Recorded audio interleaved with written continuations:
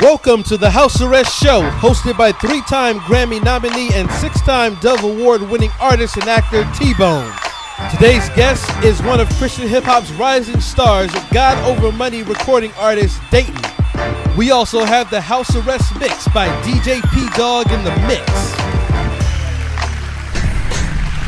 You're tuned in to House Arrest with T-Bone.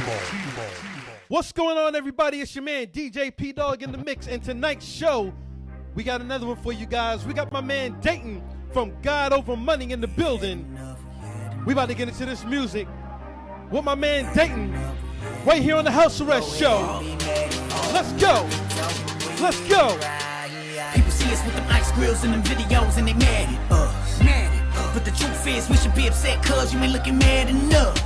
You thinking it's a tough guy image cause you never seen believers like us, I get it. But open your Bibles and it will surprise you cause you will see there's lots of tough guys in it. They say I am possessed and of evil cause I look like I am upset. But the supply and the depth to my people and that's something I can't accept. So what's it to you if my mood has been ruined and my attitude's like I'm through with this? Homie, you're mad cause this music influences crime in my hood and you dudes are excusing it. Let's go.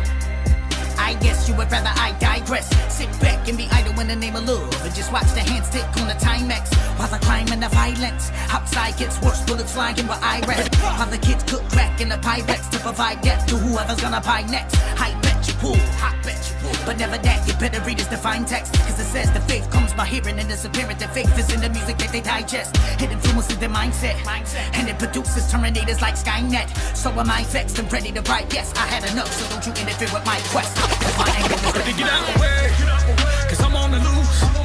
No time for games. We got my man Datin from God Over Money hanging out with us tonight on the House Arrest Show. Let's go, let's go. You got to choose. Either get up and play or lay down and snooze. Look at your neck, you got the move. Look at your neck, you got the move. They see me on the run and they tell me take my time. There is so much to be done. They say take a break, it's fine. I said step aside, boy, get up on my way. I gotta move. All this work is gonna get done today. Let's go, let's go. This gang, we up in this thing, but we ain't in this just to entertain. We up in this to do Jesus business and to be a witness for the prison king. Jesus said it is complete and finished, and that he ascended just to send us rain. Now spirits with us, and the we are blemish. Know that he a riddance of the sinner's stains. We are wicked, but what's in his veins can free and cleanse us. It's in his name that he forgives us and relieves us sickness. We receive his kingdom riches in exchange. He commissioned and he sent his gang to be on mission, and it's meant the same. For me, I'm fishing for the heathen, itching just to see him switch it to a Christian name. I hear Satan saying you should quit. Old friends saying use your gift to make you loot and dip. But I respond to their foolishness on my ludicrous like move. Get out the way like a lion that was let out the cage. Don't want to out of rage. I'ma get out and spit out of praise. There was work to do. I'm knocking it out today. Ladies and gentlemen, if you're just now joining the show, Why you sleeping on my name is DJ P-Dog in the mix. No cap, we gon' have to make We got Datin in the building. Let's go. Wake up.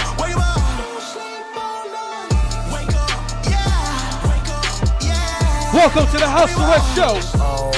Let's go. Can't tell me nothing, dog. Hip hop's ran by the Ku Klux. Way back, they was time to noose up. Now they been on some new stuff. To kill us, they will use us. They give a poor boy a few bucks, tell him preach hate and induce lust and abuse drugs on his new cut. To make sure that he looks like us, so it's somebody you trust. But little do you know he's sent by the ops to screw the minds of the youth up. They put the big bag on him, knowing that his words are gonna drive you nuts. Yet they work hard to keep the mouths of the ones that'll tell the truth shut. It's their fault. Look at these streets. They keep the cycle on repeat. See, the more we support them, the more we're walking right in the deep beat. We're here to fight, we don't retreat. We sold life, so we repeat. We speak the holy word of God, cause we trying to wake them up out of a deep sleep. Why you sleeping on us? Why you sleeping on us? No Don't cap, sleep. We gon' have to make them Let's go, let's go. Wake up. Wake up. Let's go. Welcome to the House Arrest Show.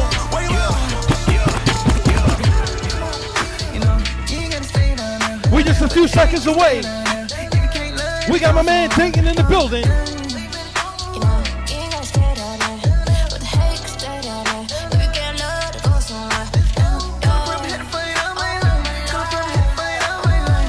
Shout out to One Day. Shout out to 1K2. On this record with my man Datin. We fight. Let's go, let's go. With the hate and and aggression, and it's putting my faith to the test. And I could stop and catch a fate that is tempting, but God is loving what made from his essence. He equipped us and gave us a weapon, using love as a way of deflecting all the hate that they will spray my direction. Instead of catching a fate, I will bless them, yeah. We fight hate with love, so that makes us dangerous. Cause we kill them all with kindness, fully loaded, aim at us. And yes, we fight fear with faith, so we're all fearless and brave. We're not scared of all your threats, we will not run, we're here to stay. Yeah, yeah. We fight lies with truth, this Bible's tried and true. Real smooth record. Shows that can guide a fool to Christ, my life to proof, my mind's renewed. With insight and views, these vipers blind to youth, disguise and clothes. And they try to hide that Jesus died for you, yeah. The devil fights tooth and nail, but in the end truth prevails. So you can tell him you have been doomed to fail. You choose to refute truth and tell youth to do what you do, rebel. Well, you lose cause it's who knew you well. You screw like I'm cuckoo, I yell. You fool, he rebukes you to hell. Ladies and gentlemen, I'm your man DJ P Dog in the mix, and right here, right now on the House Arrest Show, we got my man Datin. But you know what it is, man. You know what it is. I got to bring on the host. We can't do nothing without the host, and we got the host with the most. We got my man T-Boney Soprano. I'm gonna be back after this show, folks, with a fresh House Arrest after party. I got new music from my man Lecrae, new music from TK Lee, and it's going down right here on the House Arrest Show. So stay tuned. But right now, bringing in my man T-Bone. We got Datin in the building, bro. House Arrest Show. What's up, bro? What's up? Yeah, my man DJ P-Dog, round of applause, man, is always killing it on the 1 and 2s. We want to remind you guys that DJ P-Dog will be live with us at the after party right here on the House Arrest Show, so be sure to stay tuned. And guys, as always, we want to let you guys know that today's show is brought to you in part by Sunny Family Dental. If you're in the Chino Hills or anywhere in Southern California and you're looking for that perfect smile, they can assist you with any of your dental needs, including veneers, implants, crowns, cleanings, etc. They do it all. Trust me, they took care of my veneers, and I get compliments on my smile all the time. Dr. Uday Shah is one of the best in the business, and he'll take his time making sure you get exactly what you need. For more information, you guys can log on to their website at www.sunnyfamilydental.com. Again, that's sunnyfamilydental.com, and be sure to tell them that T-Bone sent you. Also, if you're looking to buy or sell a home, well, look no further. United Realty NM can take care of all your real estate needs. They can help you nationwide with their network of realtors. For more information, log on to their website at UnitedRealtyNM.com. That NM, by the way, is for New Mexico. Again, that's UnitedRealtyNM.com, or you can follow them on Instagram or Facebook on United Realty NM. We want to welcome all those tuning in and watching and listening all over the world via Apple Podcasts, Spotify, Amazon, Deezer, Google Play, as well as those of you watching via YouTube, Facebook, Instagram, and Twitch. Be sure to follow us on all the platforms by logging on to our website, www.thehousearrestshow.com. Again, that's thehousearrestshow.com. It'll send you to a link where you can just follow us on any of the platforms that you choose. I want to remind you guys that we are 100% listener supported. So for those of you that want to get involved in helping us spread the gospel through stories, you say you want to donate, you want to do whatever you want to do to help us out, you guys can reach us at info@thehousearrestshow.com. Again, info@thehousearrestshow.com. All right, guys, now that we're done paying bills, man, today is an exciting show. I've been looking forward to this one for a minute. Today's guest is none other than my man Datin. He's actually signed to God Over Money Records. He's one of CHH's rising stars. You guys may have seen him or heard him on rotation on New York's Hot 97, or maybe seen him on Lord Sears' Sirius Cypher on Shade 45. He's collaborated with artists such as Bizzle, The Truth, and Firm of the Social Club Misfits, who we recently had on the show. So, guys, that's just a couple of guys to let you know the type of people he's working with. So, without any further ado, ladies and gentlemen, please put your hands together and give a warm welcome for my man, Datin. That's third, Datin. Oh, bro, how you feeling, baby? I'm all right, man. Feeling a lot better than I was past couple weeks. I'm good, man, bro. I want to talk to you a little bit about that, because I seen that you had actually posted something, maybe about 4 or 5 days ago, being the fact you were saying you'd been very careful. Obviously, we know we're living in crazy times, and you were like, man, I've been very careful. I've tried to take care of myself, but you know what? Nonetheless, I ended up with the coronavirus. This was literally just about 5-6 days ago. And then you also posted that your wife was infected as well. So tell me, man, how you're dealing with that, and how you even think any of that happened. Man, I think I caught it at the gym at my apartment complex. Wow. Man, I've been super careful. Like I said, But I think just using the machine after somebody, I didn't want to, when I'm there by myself, I'll exaggerate and wipe everything down. I didn't want to freak those people out. There was people there. There's usually nobody there. Man, and I just was like, I'll sanitize my hands when I'm done. But when I finished using the machine, my nose itched real quick, and I just went a simple swipe my nose, and I knew it. It was something different. It was like discernment from the Lord. Like, why'd I do that? That was stupid. And I started to get sick, bro. So I think I got it from there. And man, there's no real way to deal with this thing except stay away from the medications that they tell you not to use. Of course, I did a whole bunch of vitamins, but I do vitamins on the normal. You know what I'm saying? Maybe I added zinc and vitamin C, them big old horse vitamin C pills. But, that's how I've been dealing with it, just kind of letting it take its course, man. Man, I seen that you were saying that like you get huge migraines from this thing, because I have a couple friends that have been diagnosed with that as well. You know, they contracted the virus. Some of them say that, you know, they get these crazy visions. You know, there's nightmares. There's some of them get migraines. You know, what are some of the symptoms that the hard breathing, all that kind of stuff? What are some of the symptoms that you've really experienced, you know, in having this, or your wife as well? Yeah, well, the worst for me is by far the migraines. By far, it's just they're like, you just can't think. You don't want to do nothing. You get to the point where you want to just stab your brain out. Like, it just hurts that bad. I caught a pain in my right eye one day, woke up, and it stood in my eyeball. That was the worst. For my wife, I think it would be the breathing and the coughing. That's been her biggest symptom. I coughed a little bit here and there, but not so much, not like her. Yeah, and what is it like, man? Because I know you stay in Florida, right? Yep. I'm in Tampa right now. Yeah, so in Tampa, Florida, I know that Florida is where they're calling it basically the Wuhan, you know, the new Wuhan is kind of like the center of the whole, you know, the whole virus that's going on, this whole craziness. What is it like over there? Because like you're saying, you were at the gym, you know, I've been complaining here. I live in this gated community where we have our own private gym as well. And with me, I'm like, man, ours is shut down. I'm like, how come they can't open that up? I can't go to LA Fitness. I can't go to Crunch. I can't go to the normal places I normally go. Why can't they at least open this? And now that hearing you say that, I kind of understand. But what do you say to people, you know, that there's a lot of people, bro, that take this thing and, you know, I mean, I don't know if I'm kind of like on the board where sometimes I'm like, man, this thing, it's real, but it's not that big of a deal. What do you say to people that just kind of nonchalantly say, man, it's not really a real thing? Because it is a real thing. Obviously, you're experiencing that. So what do you say to people that kind of have that mentality? Man, I tell them you wrong. I'm living proof. You know what I'm saying? It's a for real thing. This thing has took 2 of my friends who are pretty healthy and almost killed them. You know what I'm saying? Thank God that that's not my story or my wife's story, because it affects everybody differently. But I knew before contracting it myself that it was very real. I sat with people who recovered from it. They explained it to me how it affected them. And I'm like, man, I don't want this joint. And now I got it. And it just wasn't no lightweight cold. It is a real nuisance. And now we're stuck in the house and can't go out because of it. You know what I'm saying? Man, I'm gangster. Yeah, most definitely. From everybody I've heard, that's what it is. What do you say? Because here in Cali, and I know in a lot of places in the U.S., you know, and I want to get off this subject in a little bit, but I do want to talk about this still, because what happens is there's a big thing within the church. You know, there's a lot of churches where the pastors are preaching to the pews and the pulpits, you know, empty seats. But there's a lot of other churches that are like rah, and they're like, nah, man, we're going to open. It doesn't matter what people say.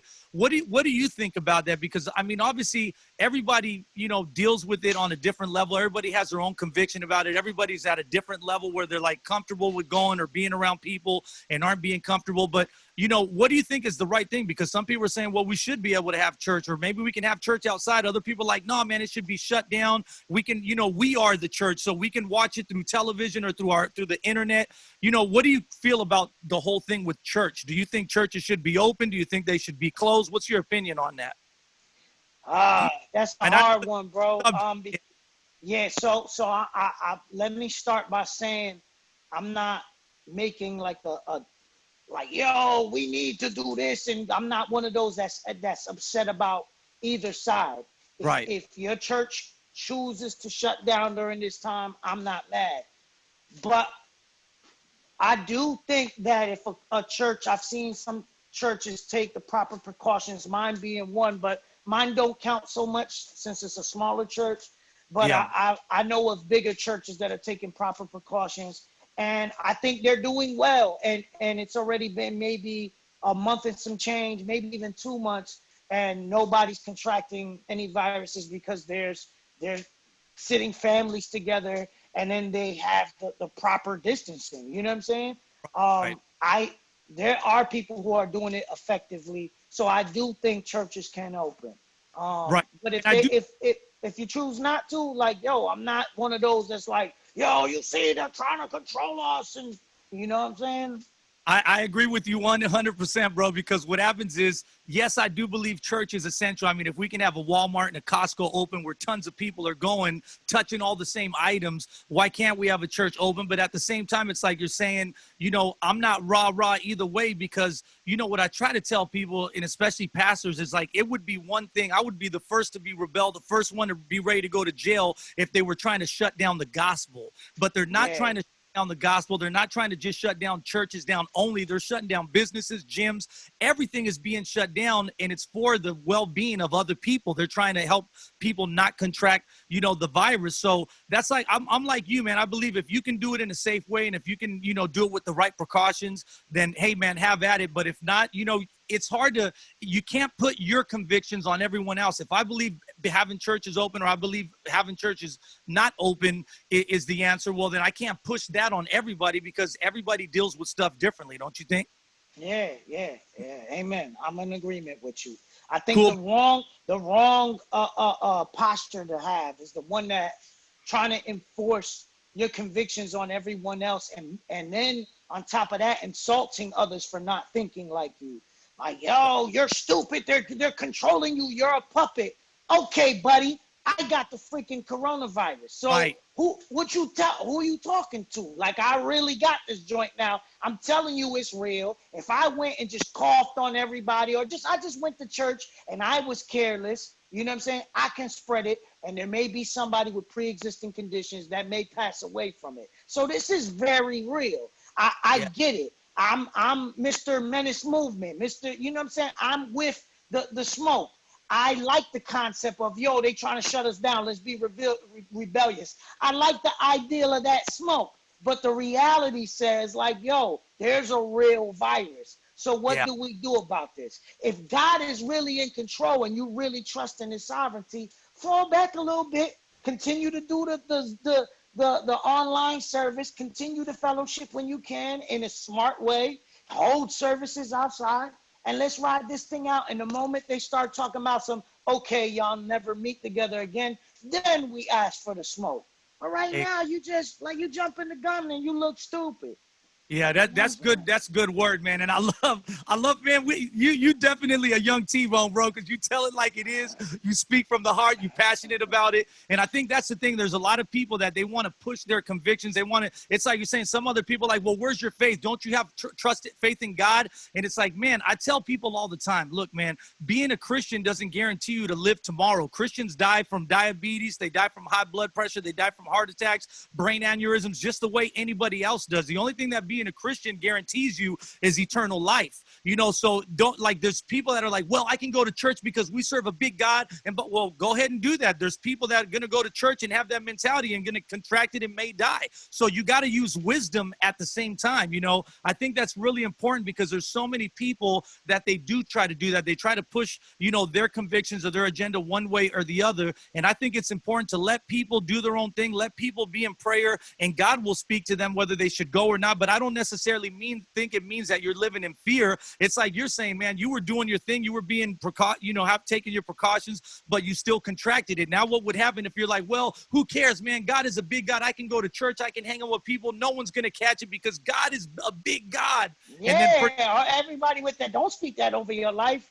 What you mean? I just got the results back, and the results say, nah, don't speak that, don't claim that, brother. Don't claim that. Like, okay, yeah, you go ahead with that bad theology. Yeah, You know yeah, what I I'm feel saying? you 1,000%, bro. Well, let me ask you this, man, because one of the things that I'm most excited to talk to you about is obviously, on the House Arrest show, we definitely love to hear, and it's all about telling stories and hearing your story. I want you to walk me through because, man, there's so many different layers with you that I want to talk about. I've been, watching your Instagram and your Facebook a lot lately. You've been talking about racism, all the stuff that you went through as a kid. You've been talking about one of the things I love that you just posted not too long ago was about being a servant, how we can get caught up, we got our writers and our technical writers, and we're used to this, and we forget sometimes about being a servant. But before we get into all that other stuff and in the hip hop stuff, I want you to take me through, your life, your early childhood, and how you actually were raised, and then how you became, to know Christ, how you developed a relationship with him, and what incidents took place for that to happen. So take me through your story, Dayton, starting at your childhood. Okay, so I grew up in a two-parent household. My father was a professional disc jockey, so Wow. he was super popular. Everybody knew who he was. He was the man in the city. He's one of the first DJs to bring hip hop from New York into New Jersey. So Wow. yeah, he was there for the inception of hip hop, for its birth. He was a disco DJ, went into a hip hop DJ slash salsa merengue. He did everything. So Yeah. I grew up with, the wall full of his vinyl records and turntables. I learned how to DJ at like 10 years old. He taught me how to mix. And once I tuned into hip hop, that's it. There was no turning back. Yeah. I just remember like Michael Jackson and all the stuff he played. You know what I'm saying? Yeah. So if he's playing oldies, if he's playing Marvin, he's playing all that, that's what I'm listening to. But on my own, I remember just flipping the channel and catching Video Music Box and seeing Tribe Called Quest and Black Sheep. And I'm like a little kid, like 5, Yeah. 6, you know what I'm saying? So I was turned out after that. And Right. so hip hop was always something I wanted to pursue. I grew up on a block where at its beginning, I don't remember it being bad, but there was like 50 kids. You know what I'm saying? Yeah. I come outside and it's a gang of us. And we just doing little mischievous things, but it wasn't no gang stuff yet until later on. Right. We were surrounded. Down the street was the projects. They would come up, beef with us. So we were like forced to turn into like a block gang. You know what I'm saying? Right. To defend ourselves. So in this time period, I'm rapping with my friends. Just freestyling, stealing Snoop Dogg's verses, putting my name in them, and they like, wow, how you do that? And I'm just stealing everybody's verse. Yeah. But eventually started to learn how to freestyle. And I was a late bloomer. Like my friends started smoking, drinking, selling dope at like 12. But I think music kind of kept me away from that for a while because though the dream seemed far-fetched, it was something I wanted to seriously pursue. And I was trying, you know what I'm saying, trying to record. I'm talking Right. about like with a reel-to-reel, 2 turntables and a mic, like older heads that would have that stuff and like, yo, this the little kid that raps. Yeah. So long story short, I think by the time I turned 18 years old, I started to go to real studios. I started to really record. I started to really take this thing serious, and I started to see real doors open. Now, at the Yeah. same time, while everything's really opening, hip hop, the impression it had on my life. Now, I was known for being a scrapper. You know what I'm saying? We fought, but I never owned a pistol. I never had to pull a pistol out. I never smoked. I never drank. But now that I'm talking this talk, right? I allowed, like, I'm like, yo, you know what? I talk about selling dope, and now my father passed away, and we hit some hard times. So now my rap partner's like, yo, I got something for you to move so you can make some money in the meantime. My mind goes to, I got a job, but my mind goes to, yo, now when I rap about it, it's for real. Then the homie passed me the pistol. Like, yo, here, hold this down. And I'm like, yo, I really don't need it right now. But now when I rap about it, it's for real. You know what I'm saying? So being that young, impressionable teenager, and now everything I'm rapping about, I'm becoming. And you forget, at first it starts as an act. You know what I'm saying? Now it's just, I'm a small Puerto Rican from Newark, New Jersey. Like, yo, I had to have heart. So I already had the heart. I wasn't scared of nothing. Now you put a pistol in my hand. Now I'm getting money. Now I think I'm a real life Scarface. Right. As that started to take over, and then I'm kind of starting to see doors open with hip hop. I'm having meetings at labels that I could only dream of. Now I'm sitting at Def Jam. Now I'm sitting at Columbia Records. I had 106 and Park Freestyle Friday, and that joint just really took off. But I just started to see where, like, I had a versatile life. When I grew up, I was a decent kid. You know what I'm saying? Right. I didn't have to do these things. Now I'm looking at myself in the mirror and I'm like, who is this dude? I don't know who he is. Like, yo, I got beef now. We going up with pistols. I'm beating people down, not defending myself anymore. We jumping cats. We robbing cats.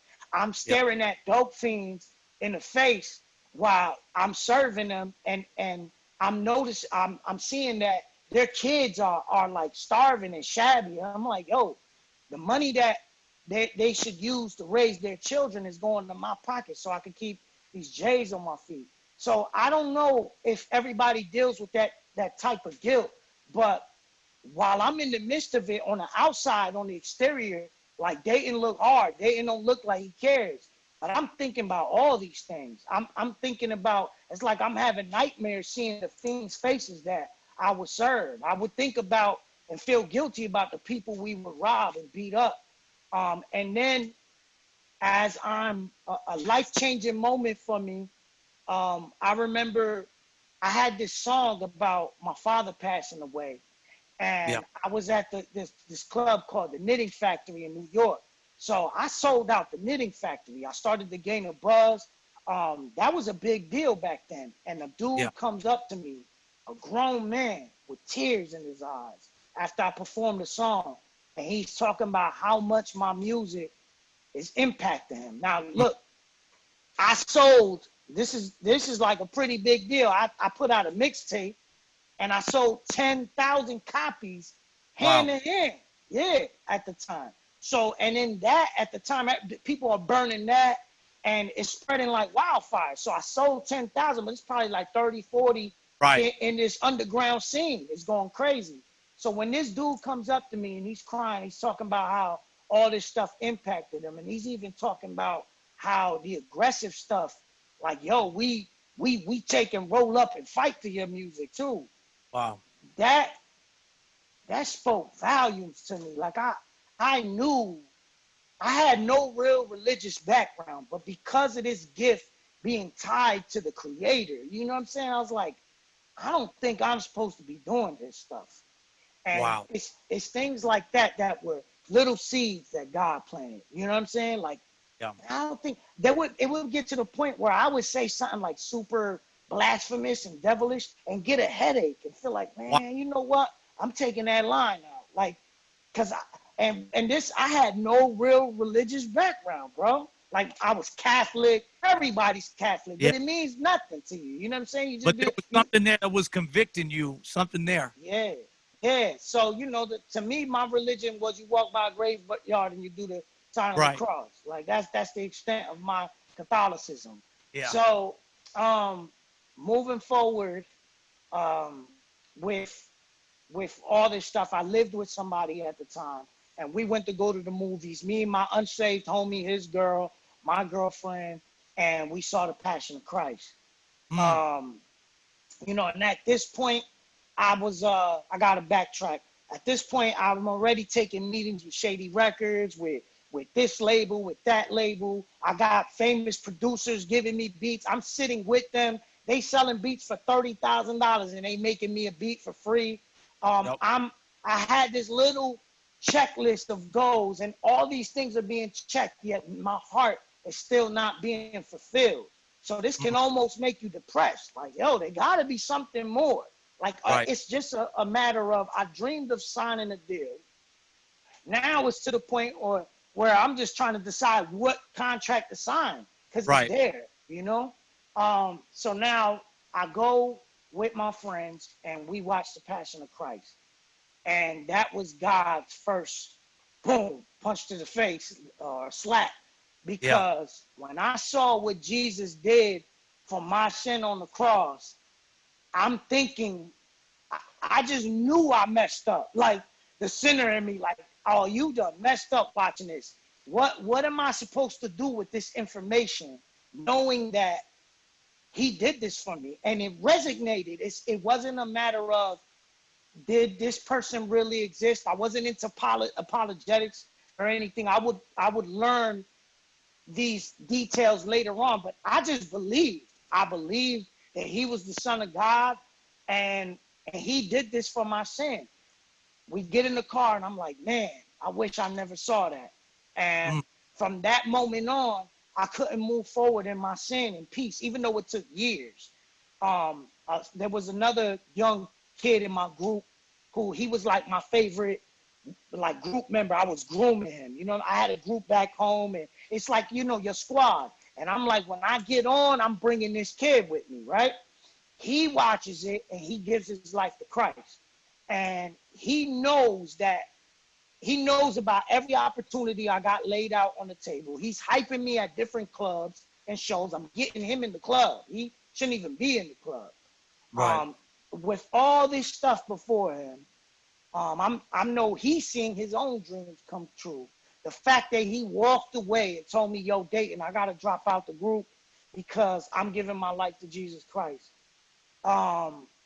It really convicted me, but I tried to debate him out of that. Like, man, you crazy, God will let you rap. Man, you ain't got to stop me. Like, nah, I'm done. And not only does he real talk leave, but God, like, makes me his assignment. Now the kid is like, I'm the dude he smoked his first blunts with. I'm the most, like, I have the most influence on this cat. He's like, he looks at me like, wow, like I was like a legend to the kid, and now he's with me. So it's like, you just follow. Nah, he kept me around, and then all he would do was witness in like the most perfect way. Like he wasn't compromising. He wasn't laughing at my jokes yet. He wasn't making me feel like, man, this dude, you know what I'm saying? He just did an A+ job at witnessing Christ. And it took years. It took years, but you know, he kept at it. He was still fun enough to hang out with sometimes. And when I was done hanging with him, I'll go back home to my girl and be like, yo, don't let me chill with this cat no more. Like, it would just mess me all up. Yeah. I remember just getting to the point where I was begging God to leave me alone. So long story short, just to kind of condense this, I still had opportunities on the table. I did a reality show with MTV based on a competition. I win that. So I'm waiting for this thing to air. So I'm like, I'm super gonna blow up after this comes out. And all this stuff. The girl that I lived with at the time was pregnant. She loses the baby. We break up. Columbia Records pulls on the record deal. My man Proof, who's Eminem's best friend, he passes away. So that was the deal I was really hoping for. And when Proof passed away, everything at Shady just stopped. Nobody was picking up phones. Eminem was depressed. You know what I'm saying? Everything at Shady stopped. Def Jam I was playing too many games with the tug of war, like trying to make a bidding war. And after that, I was just like, go to Shady then now. You know what I'm saying? So now all the labels are pulling away. Everything that all these opportunities I had in front of me, they started to close. And I truly believe it was the Lord just trying to get my attention. Like, all right, you're going to be hard-headed? Watch. The MTV show didn't end up airing. MTV did drop the pilot. They didn't take it. So God had me at a point where it's just me and him. And then he would send just many different people. It would get to the point where I try to push up on a girl, and she ended up being saved and witnessed to me. So yeah, I got into this relationship with someone who was engaged at the time, And they were always known as a good girl, and I'm trying to figure out why. We get into this relationship behind dude's back, and dude is a homicide detective. So Wow. he could mess around, body me. Yeah. And that's how much I'm playing with fire. I don't care. I get to one day just confessing to her, like, yo, man, I feel like God is calling me. And she's just puzzled, like, what?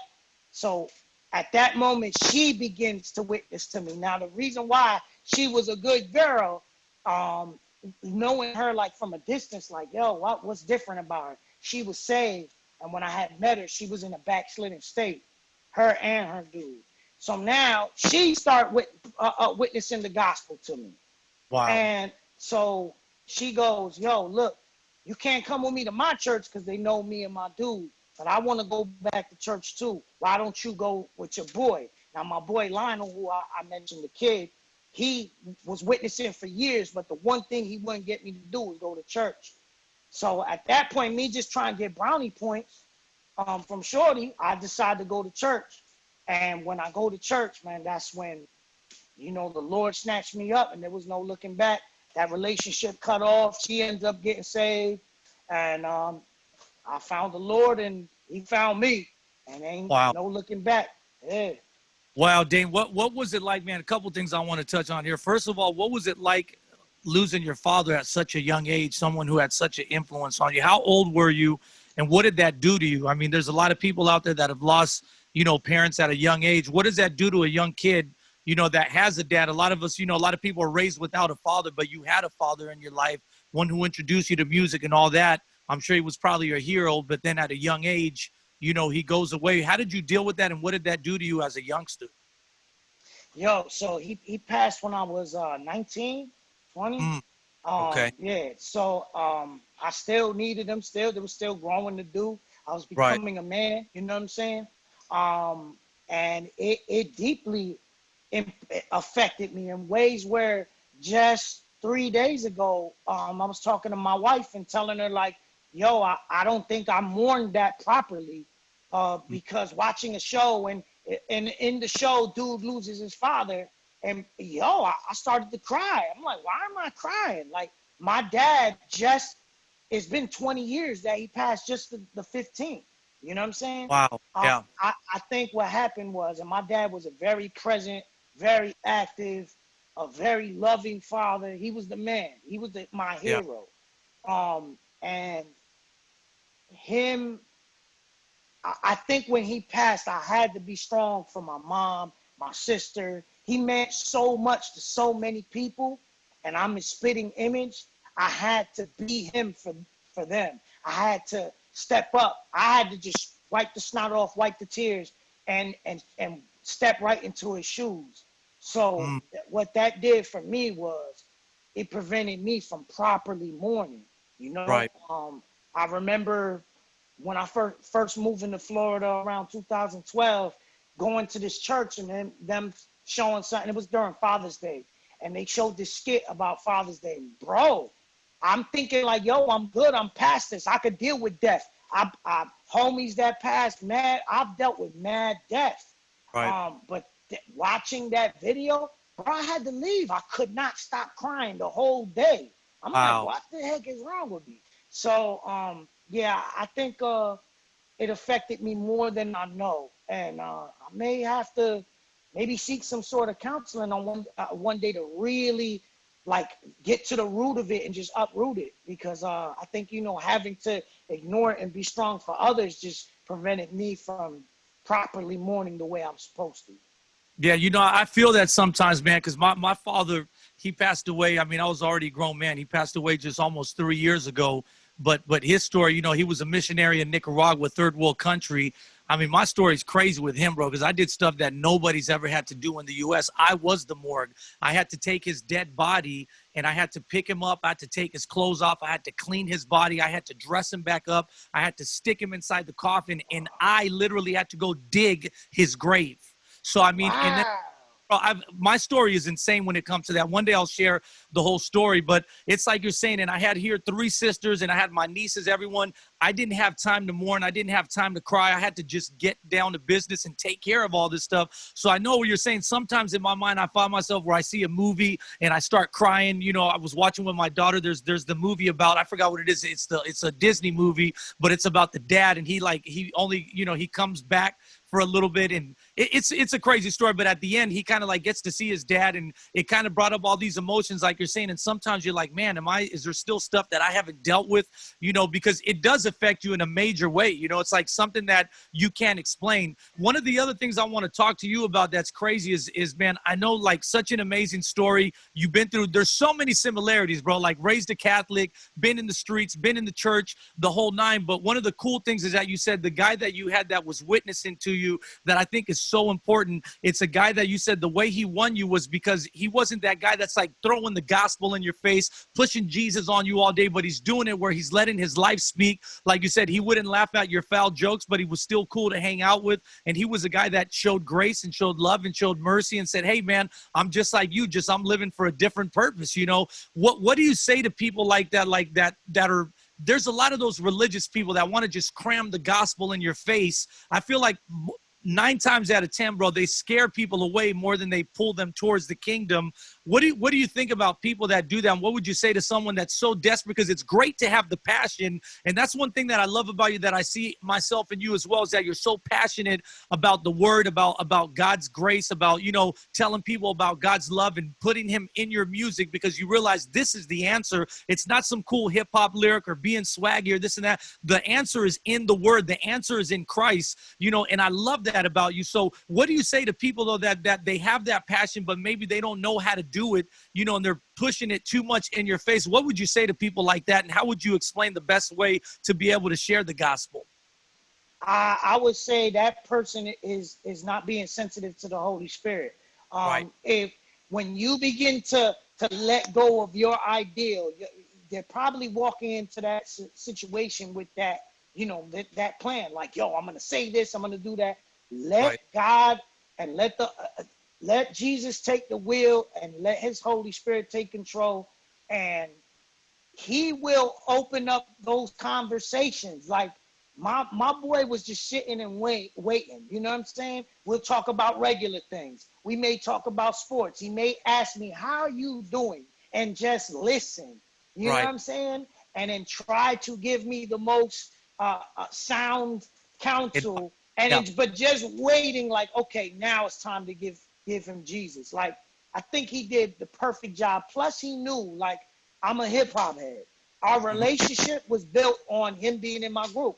So how did he get the witness to me without blah, blah, blah, blah, blah? Playing Christian hip hop. Like, yo, listen to this, listen to that. He knew what my taste. He would play some of your stuff. He started with the truth, playing truth stuff, playing some fanatic, playing, yo, listen to this dude T-Bone, listen to the, yo. And a lot of times I would diss it, and then other times be like, yo, this is dope. And then he'll burn a CD for me. So look, if your man is in the sports, go take him to watch a game. Like, yo, if he like food, go take him out to eat. You don't have to be so overbearing, but definitely be intentional. You know what I'm saying? Right. Yeah, go ahead. No, I'm done. Go ahead. I was going to ask you because, you know, I know that, you know, hip hop is a huge part of your life, just like it was mine. You started off obviously in the secular world, got introduced to the whole CHH thing. One of the things that I appreciate about you, man, is that you actually, even though, how old are you, Datin? Let them Google that. I don't want to get into that. Okay. I believe you're quite a bit younger than me, probably close to half my age, because believe it or not, I'm almost 50, bro. I mean, I'm like, I know I look young. Real? I'm not kidding, bro. I just turned 47 years old. So praise God. Yes. I'm a lot younger than you. I got some ways to go. Exactly. So my thing is, you know, I'm assuming you're obviously from another generation. And this generation, one of the things that I was going to say that I appreciate about you is that you've taken the time to go when you said, I'm going to get into this genre, you said, I want to know where this came from. I want to study who the pioneers were. I want to learn about where everything came from, where the genesis of this movement was. And you went out and you studied the Soup, the Chemist, the SFC, the Dynamic Twins, Freedom of Soul, T-Bone, Gospel Gangsters, all these different guys. Who were some of the influences that, you know, that you grew up listening to in CHH, and how did they impact your life? Like, what were the songs that impacted you and made you say, you know, man, this is what I want to do? Because for me, it was D-Boy. I don't know if you remember D-Boy Rodriguez, rest in peace, you know, first martyr of gospel hip hop. I remember when I was, you know, not living right and in the streets, the only thing that could reach me was hip hop. That was the language that I spoke. And so I remember when I heard him, I was like, man, his words impacted me more than any preacher could, more than any sermon could. And that's really when I fell to my knees in my room and was like, man, God, I want to do what he's doing. I want to serve you, because I was raised also a Catholic, but then my parents became pastors. So I knew of the word and I knew about church and went to church, but none of that could impact me the way hip hop did. So who are some of the biggest influences that you had in your life, and how did that affect you as well? You know, CHH. I think I came in when it was probably the beginning or maybe the end of that cross movement phase, as far as the label, not cross movement, the group. I might have missed a little bit of that, even though, like I said, I studied and got into it. But the one who impacted me the most was the Truth. Wow. My boy took and he would play him to me. I thought his stuff was dope, and then they took me to his album release party, and I wasn't there for the faith, and I wasn't saved. So I was actually I'm in the front of the building. My ideal, my thought of what a church was like a Catholic church. You know what I'm saying? It's like some big old cathedral. He had me in front of a building that kind of looked almost like a bowling alley, right? Yeah. And they tried to jump my boy. My boy calls me before I walk in. I'm in front cursing up a storm. So now he ain't tell my man Lionel, he ain't tell me that he took me to see the Truth, right? Right. I was kind of familiar with who he was, but I didn't think I was going to no church. I'm seeing mad people walk up, and they looking at me like I'm crazy because I'm cursing up a storm. We gonna get this mother, beep, beep, beep, beep, beep, beep. And I go inside, and I look, and it's set up like a church kind of. I'm like, oh, man, this dude suckered me and brought me to a church. Then the Truth came out, and he performed his whole project, bro. I was blown away. Like, you know, if you seen the Truth perform, he goes in. Yep. So he went in, and just everything was impactful. And he brought me the album at that album release party. And I would clean my room, sometimes hide, and listen to the Truth. Just admiring his wordplay, admiring his words. He had a song that my man burnt on a like a little mixtape he made for me. It was off his first album, and I think he was saying, talking to the Lord on his hook, like, we're after your heart, we're not after your hand. And how I remember thinking, like, yo, I want to know God like that. Yeah. I want to know God like that. So to this day, I hear that song and I get emotional because it reminds me of that place, you know, being lost, being like, yo, man, I want God. I'm tired of this. You know what I'm saying? You know what's so beautiful about God, man, is he makes your dreams come true. And here you were, a youngster, a little bit younger, going to watch the Truth, you know, in concert, him having an impact on your life. And then years later, you get to share the mic and do a song with the Truth. What was that whole thing like, to be able to work with one of the guys that you really admired? Yo, bro, I was on tour, and Bizzle tells me, yo, I gave your number to the Truth. He asked for it. And I'm like, but he says it nonchalantly, like he's going to keep. No. I'm like, hold on. What? He like, yeah, Truth asked for your number. And I'm like, it's not a big deal to him. To me, I was like, yo, that's crazy. And I go to sleep, and I get a text from the Truth. He like, yo, look, man, what's your email? I'm going to send you this record. And I'm like, I shoot it to him. Of course, I don't get the record for a little while. So I'm like, it's not going to happen. And then sure enough, one day in the email, I get the record, and I'm the dude that's like, seeing is believing. You know what I'm saying? So I give him the verse, and I'm like, yeah, it may come out, it may not. And sure enough, it came out on his album. So for me, it was like a moment. Like, this is the dude that was the most impactful for me. his ministry played a part in me coming to Jesus Christ. And every Jesus permeates and everything is Christ. You know what I'm saying? And this man played a part. The Lord used him to make that happen. So to be able to do a record and share vocals on the same song with him is a big deal for me. We've got to kick it. And man, Truth is a cool dude, man. Yeah, great guy, man. We're about to have him on the show soon. We just got done texting about 2 days ago. He's ready to come on here as well. And you know what, man? One of the things that you said is key, man. You said, you know, everything is about Christ, and that's that's what Dayton is about. That's why you remind me of a young T-Bone, because my whole thing was where I see the similarities in us, bro, is when I would walk into a spot, my dude, I knew I had the skills. You know what I'm saying? I'm like, I'll take out anybody. I don't care who you bring him in. I'm going to show him. But I would have a righteous anger. It was about the gospel. Like, I'll take him out for Christ. I'm going to show these dudes that is talking about dealing and women and money. I'm going to show them, man, we can do it better than they are. You know what I mean? Better than they do it. Because I had that passion. I'm like, and I represent the King of Kings. And I see that in you, bro. When you step into a place, when you step into a cipher, people see that it's not just your rhyming, but you're passionate about it and you're almost arrogant. Like, yeah, I serve the King, man. What? I serve the King. You know what I mean? Right. And that's one of the things I love about you, because, man, there's so many of these gospel rappers these days, and I don't really follow the genre no more, bro. Like, I'm so far disconnected from it, getting back connected by doing this. But the whole thing is, man, one thing that I see in you is that, man, you keep it about the gospel, bro. That's one thing that's my gripe with gospel hip hop right now is like, yo, what is this about? Because is it hip hop or is it gospel hip hop? What is the difference if it's not about the gospel? Then if we're just going to be swaggy, if we're going to be cool, if we're going to throw a couple punchlines to impress you, hey, man, that's all cool. But then, you know, why do we call it gospel hip hop? You know, and I love the fact that you did a record that's called CHH Isn't Dead. You know, CHH ain't dead. And you're like, man, this thing is alive. And you know, this is what we do. Tell me, where does that passion, that zeal, that fire come from? Because I also believe you're one of the few cats, man. I'm going to tell you something, Dayton. One of the promises I made to God when I started and the whole thing was, God, you know what? I don't do this for me. I do it for you. And I do it for one purpose, and that's to bring you glory. And I promised God that I would always do an altar call at every one of my concerts, because I said, this is what it's about. It's about reaching the lost.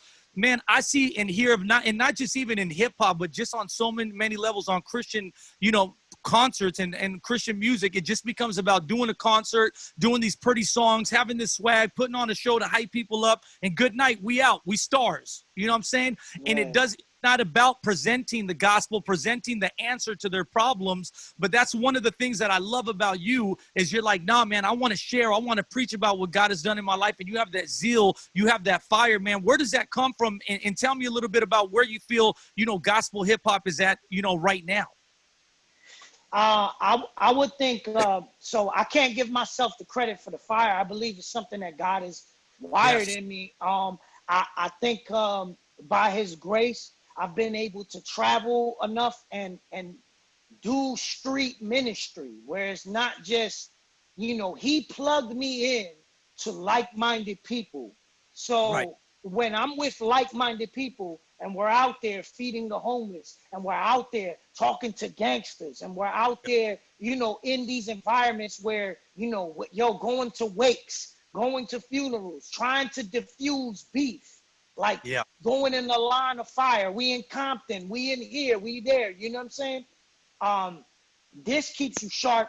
It keeps you passionate. It keeps you awake. A lot of the time we see a lot of these kids, man, they just do that. They go perform and they're around a lot of like-minded people that just go perform, and they think that Christian hip hop is just this, like, yo, we don't want raps like the world do. I can't, I'm a Christian, so I'll do it this way. It's almost as close to the line as possible with still being a Christian. But I think that if they were to get to see real ministry, real street ministry, it would begin to stir that fire and that passion in them too. And then just coming from here's why I'm never gonna chase that. Here's why no interview dude is going to make me fold on an answer, is because I don't give a crap about impressing them. I come from that. You know what I'm saying? I came from already trying to be there and had the opportunity and didn't feel fulfilled. what the heck is going to change? Yeah. It's not going to change for them too. It's going to take them to have to experience that. They're caught up in the lights, camera, action. It's cool. It's different. They're like, wow. And then when they fully walk through the door, they're going to be like, this sucks. It doesn't fulfill. It fulfills for but a season, and then it flees. It leaves. You know what I'm saying?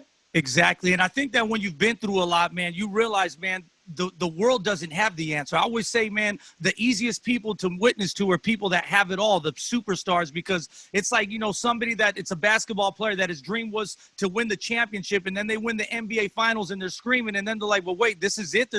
I thought it was going to be more than this. And you realize that you're not filled. And so for me, that's the whole thing, was the same thing, man. I had all these record deals thrown at me. I remember when Priority Records, when they were huge, I literally turned down nearly $1 million deal. I tore it up. They were like, you got to curse. You got to, that. I think when you really are passionate and when you really have a relationship with God and he's really done something in you, man, it's like, that's what I'm saying. You have there's something inside that says, man, I got to go spread the good news. I got to go tell everybody what's happened. And that's where that passion comes from. You know, I was going to ask you, because one of the things that I think happens is exactly what you're saying is, and I've seen it happen so many times from back in the day, there's a lot of people that want to prostitute gospel hip hop. They want to prostitute this movement and use it to get where they want to go. I'm not going to mention any names, but I've seen people, bro, that they've got to big levels, and all of a sudden when they get to this high level up here, all of a sudden they're not a Christian rapper no more. They're not a CHH artist. And it's like, yo, did you just use, you know, the church and in this movement to get where you wanted to go? And now all of a sudden I don't want to be associated with that? Because what happens is, bro, there's a lot of people that they get to that level, but it's like I say, if you take away all their Instagram followers, all their Facebook followers, if you were to take away all the Christians away from that, they would have no followers. They are the ones that made them. But there's a lot of people that want to use it as a vehicle. And once they start getting up there, you know, sometimes to me, I question the heart. Like, why are you really in this? Because like I said in one of my rhymes, I'm about crossing over, but bringing the cross over. The intent for me to be where I got to at one point where I had a huge secular following wasn't for me to say, look how dope I am, and now I'm just rocking bigger shows. No, it was an opportunity for me to spread the gospel on a bigger level, you know? So what do you think about that? You think, because, do you agree? I mean, do you think there's a lot of artists that they just use this because this is like, man, I can't make it on the world side, so let me try to make it through the church circuit and see where I can get? I feel like there's a lot of cats that are like that. Yeah, there's some of that. I believe that some people have started to deny the title because they think they feel led and they want to be effective on this side. And then come right back because they see that they weren't.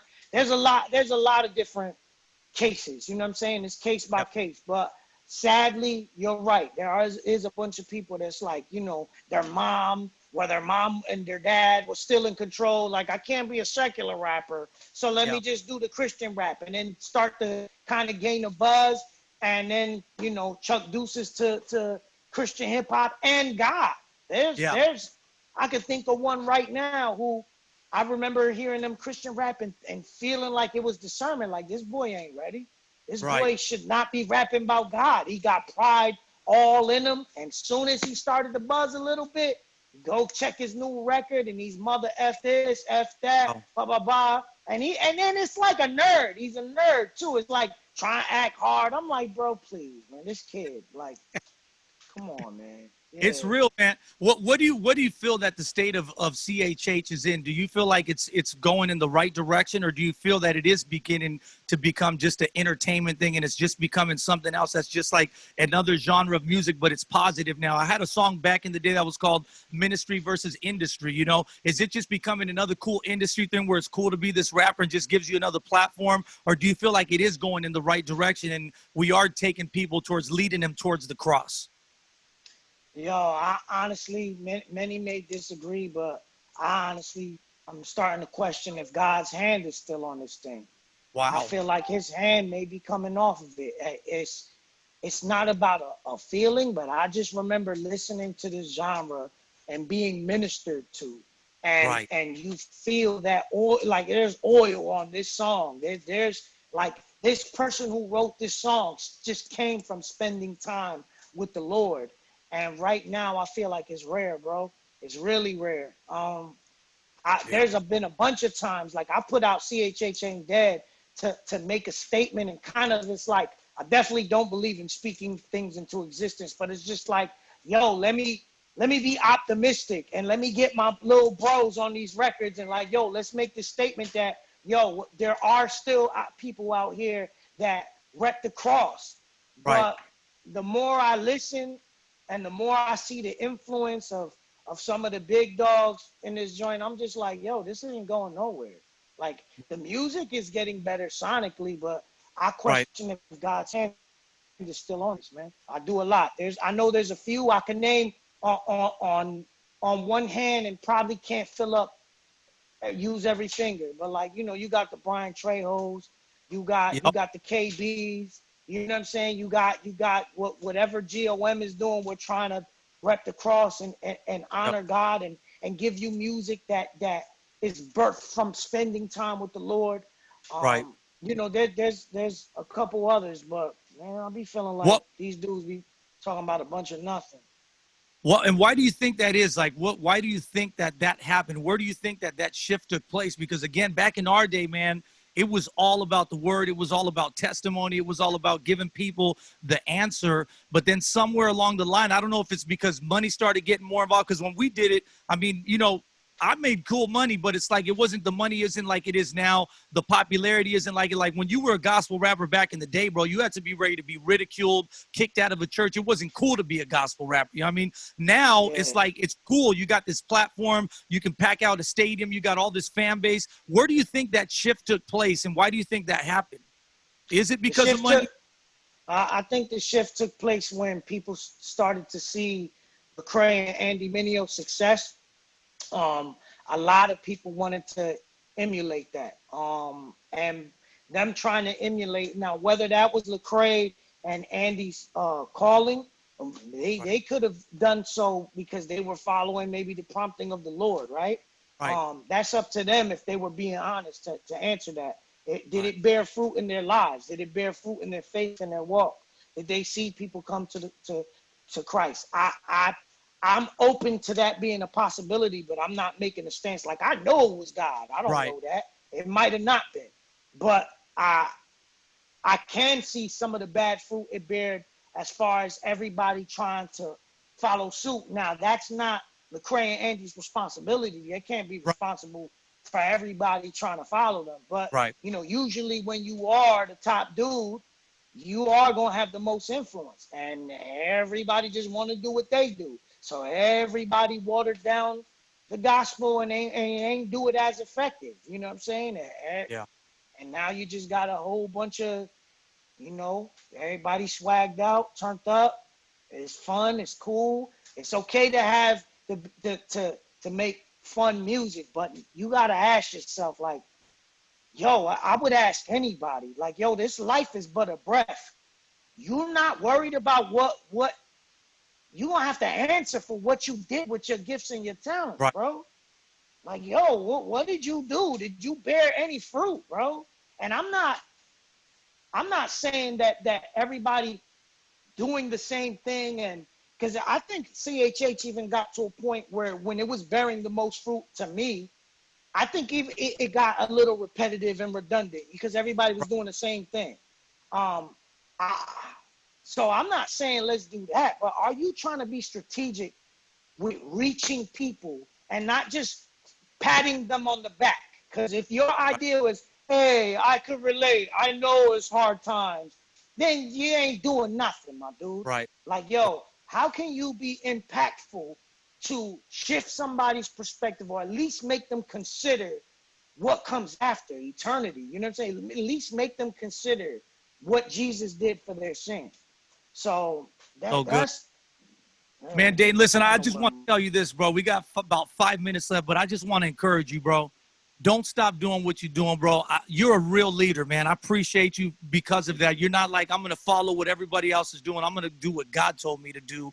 And, bro, don't stop doing that because you're one of the lights that is in this dark world of, you know, I don't want to say dark world of gospel hip hop, but you're one of the lights or breath of fresh air that's there amongst all this other stuff that's just there. You know what I mean? There's a lot of people just rhyming, just like you're saying, just swag, just hyping people up. but you're one of the few that's doing it for the right reasons. You're doing altar calls, you're doing ministry work, like you said, my man Trejo, different cats like that you can see what they're doing, and I just applaud you, brother. And I want to tell you, keep going forward. I know, I recently read that there was beefs and people trying to keep you off gospel hip hop sites, like a website that just tried to ban you and all stuff. Bro, listen to me. I'm a vet, bro. I've been in the game for 30 years, bro. And I'm just telling you this, man. Don't get caught up in reading the hype, reading what critics are saying, because it's so easy to want to respond because we're passionate cats, you feel me? And so it's like, man, somebody's saying that, you want to prove your point. Like, nah, man, that's not what I meant, or this isn't what I'm saying, or you're taking this out of context. But you know what, bro? Like, don't get caught up in that, because people are always going to try to poke, you know what I mean? Because they want to see a response. But just continue to focus on what God has called you to do.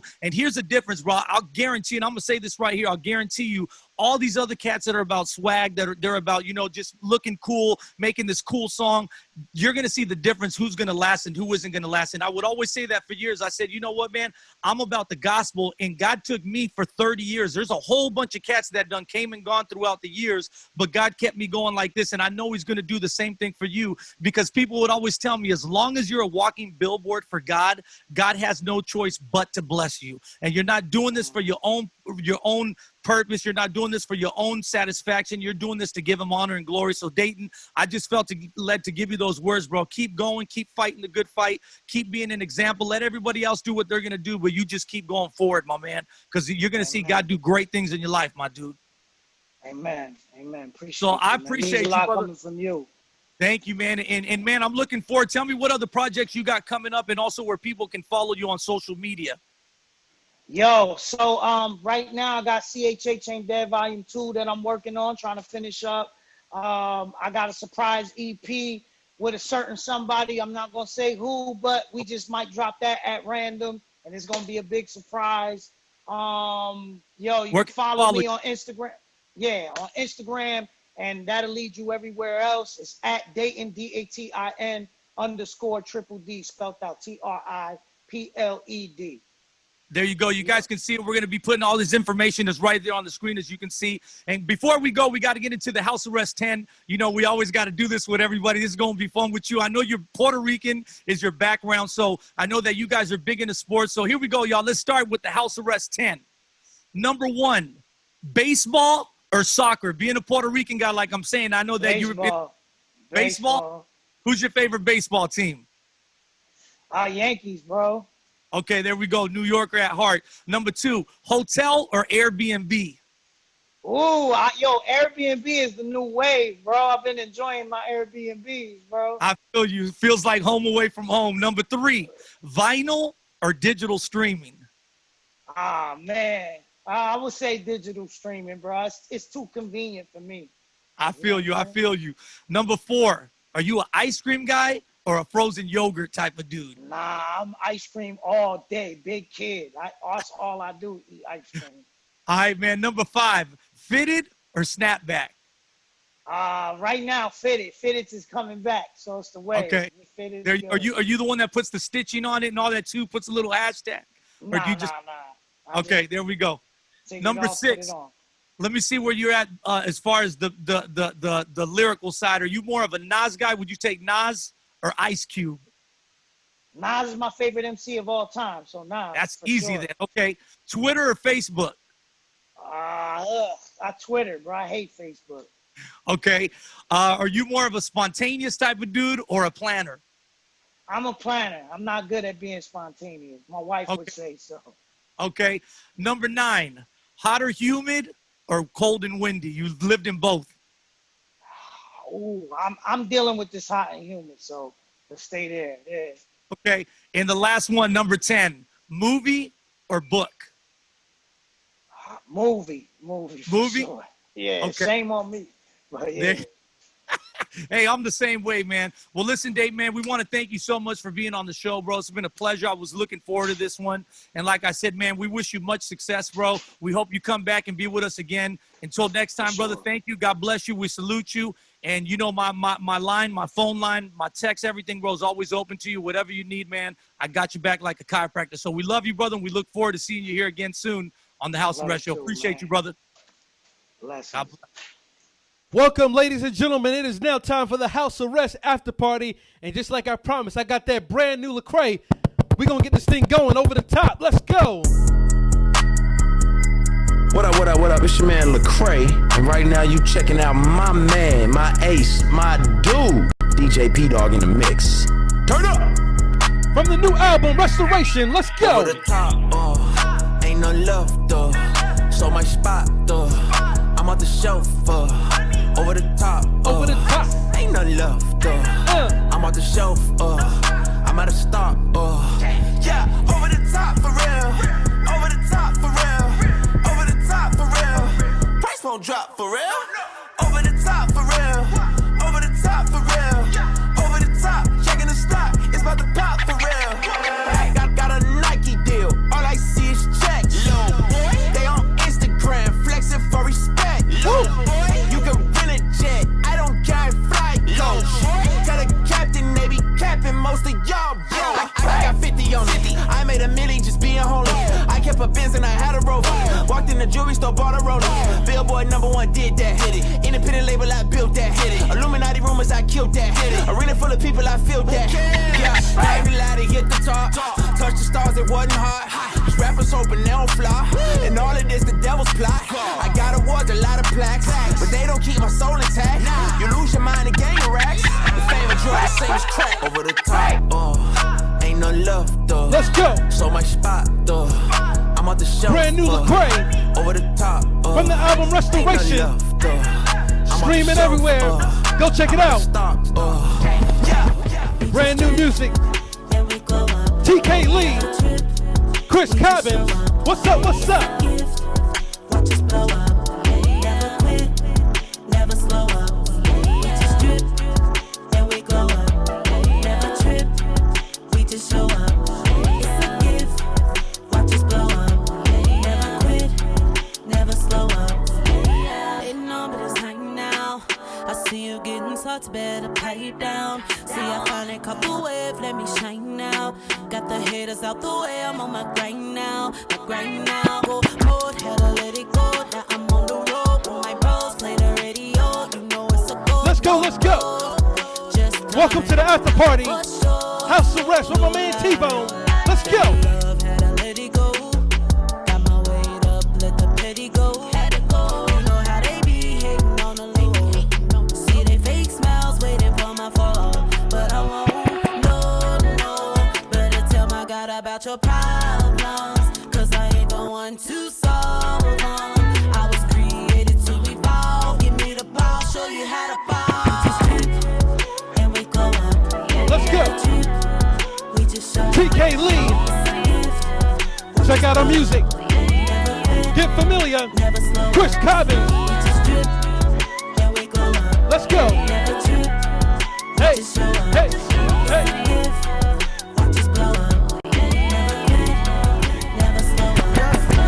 I go back and put the bow. How do I sound? This and that. My man, Adi Matters. Let cursive loud, easy said, but hard to do. What does it mean? When you obsessed perfectionist, my standard, yes, I know I'm a mess. They don't know what I mean yet. They don't see what you see yet. They just stacking that green up. God is building my team up.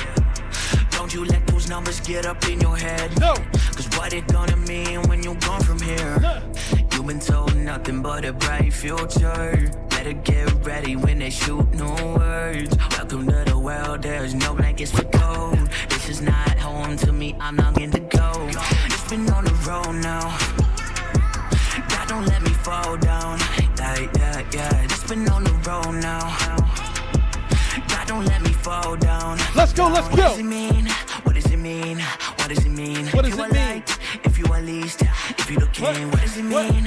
What does it mean? What does it mean? If you are light, if you are least, if you look in. Get the blood with the color space. Promise coming, suppose I can taste it. I don't got too much time, I can't waste it. See a chance, so you know I'ma take it. Time is coming, now I gotta Scooty face it. Watt. Used to pop me and got for a facelift. Papa Zana with those Big Breeze. to the top and no rush. What's up, what's up? Down bad, now my head to the ceiling. Put up in a drag, drop top, so you see me. Rise from my head, church boy, please believe me. Pray to the king, Father God, don't leave me. Used to beat on that block like a dope boy till he pointed myself to the church.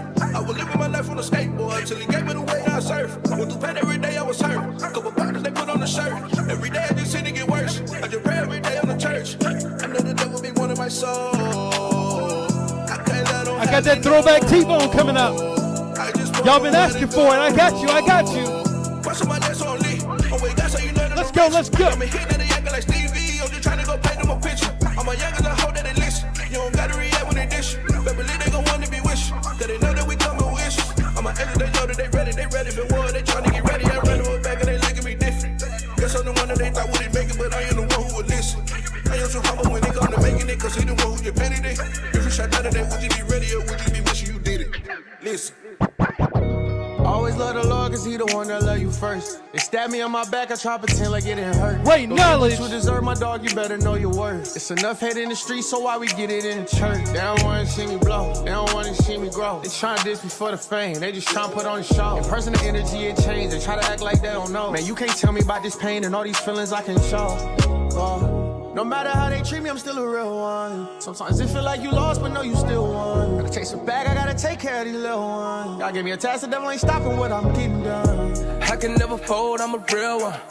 Keep applying pressure till they feel something. I hold it down for you. I can see the crown on you. I've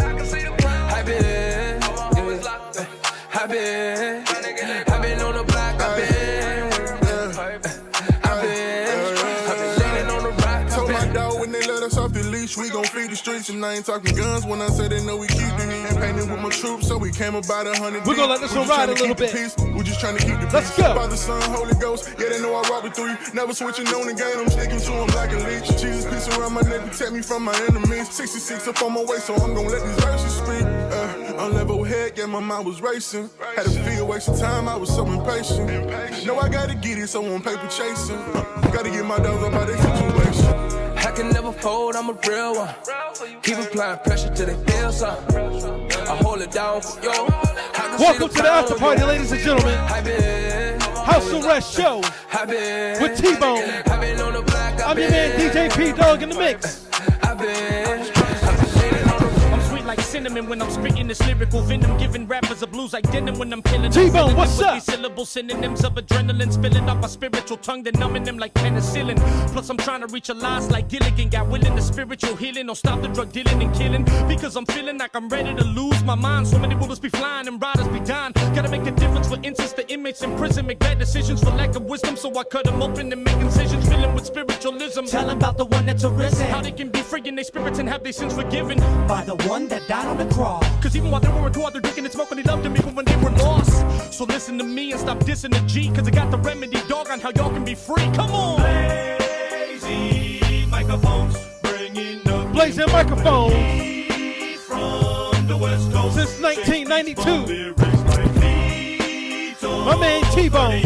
We be running things, so act like you all know your campaign. Tell me why they all hating on me, cause it's God over money on my whole team. Tell me why they all hating on me, cause it's God over money on my whole team. Tell me why they all hating on me, cause it's God over money on my whole team. I bang out like Yeshua is my OG, and I don't really know how to be low key. Logo on my chest like what it do. We them followers of Christ, tell me what it do. And if you're not one, we can still kick it, but I might preach to you, I'm just being real with it. Christ said you gotta love them when they front too. Your love measured by the hate, you can love both. And if Christ at the cross for the same ones and put him there and died for his killers, he can love you. He the boss, I be on my J.O. The way I do it, got a maiming in my halo. The truth hurt, but it do work. Until you met him, you can never know your true worth. I keep it 100. Some of y'all love it, some of y'all don't, but I ain't finna change nothing. G.O.M. We gon' keep it coming. If it's hating, you got over money, ladies and gentlemen. You can hate me, but you ain't getting no hate back. You get no hate back. Shout out to my man Bizzle. You can hate me, but you ain't getting no hate back. Cause all the hating in the world won't make me a hater. All the hating in the world won't make me a hater. All the hating in the world won't make me a hater. Ladies and gentlemen, I'm your man DJ P Dog in the mix. Thank y'all for hanging out with the after party. Yes, sir. Yes, my man you can Fanatic. hear through hip-hop. Then hear this. Here it is, fresh off the presses, here to lift souls and clear all depression.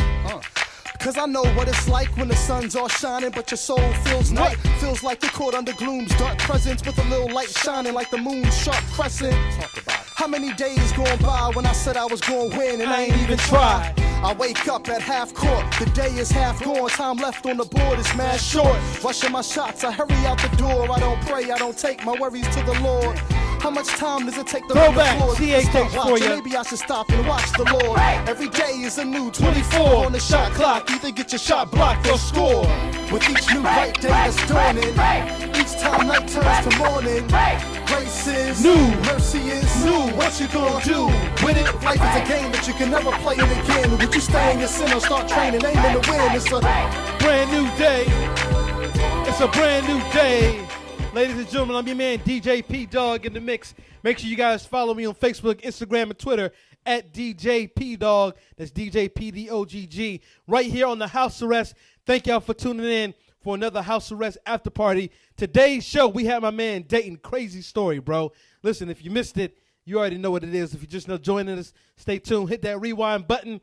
Check out the full interview, and we will see you guys next week, same time, same station, right here on the House Arrest Show with my man T-Bone. I'm going to holler at you guys later. One love. Peace.